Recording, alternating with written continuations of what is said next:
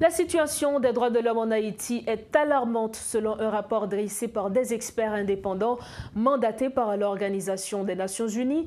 La violation des droits des femmes et des enfants, notamment, sont particulièrement préoccupantes, a souligné l'un des membres William O'Neill, qui assure que ce document administratif sera soumis au Conseil des droits de l'homme à l'ONU.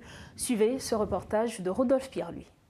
Dans le cadre d'une enquête réalisée sur la situation des droits inaliénables en Haïti, des experts indépendants ont rendu public un rapport sur cet état de fait. William O'Neill est l'un d'entre eux. J'ai aussi entendu les témoignages de femmes et de filles qui sont victimes de viols à répétition sans accès aux soins.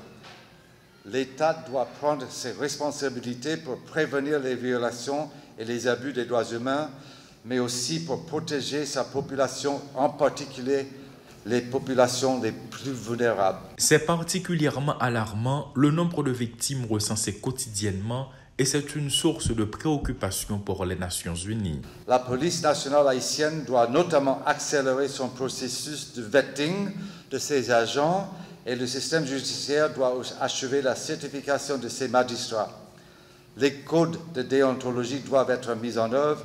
Je réitère mes encouragements au travail mené par l'unité de lutte contre la corruption pour lutter contre le fléau de la corruption ici en Haïti. Des experts indépendants ont également, suite à ce rapport, formulé des recommandations. Il est essentiel que l'État joue un rôle clé dans la reconstruction d'un modèle social et économique pour permettre aux plus vulnérables de trouver des opportunités sur place et ainsi pour éviter les départs massifs de la population en quête de jours meilleurs. Et voilà ce qui est sorti de cette conférence de presse donnée par des experts indépendants qui ont réalisé un travail sur les droits de l'homme en Haïti. Il faut souligner qu'un rapport a été produit et ce rapport sera soumis au Comité des droits de l'homme à l'Organisation des Nations Unies en vue d'assurer les suites nécessaires. Pour l'instant, la question pertinente, c'est bien quelles seront les démarches qui vont être entreprises par la suite en vue d'améliorer la situation des droits de l'homme en Haïti.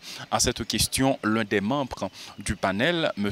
William O'Neill, a fait savoir que c'est le Conseil des droits de l'homme à l'ONU qui va s'en charger en ce qui concerne cette question. Mais pour l'instant, il est clair que cette situation, par rapport au rapport dressé par les experts indépendants sur la situation des droits de l'homme en Haïti, est alarmant.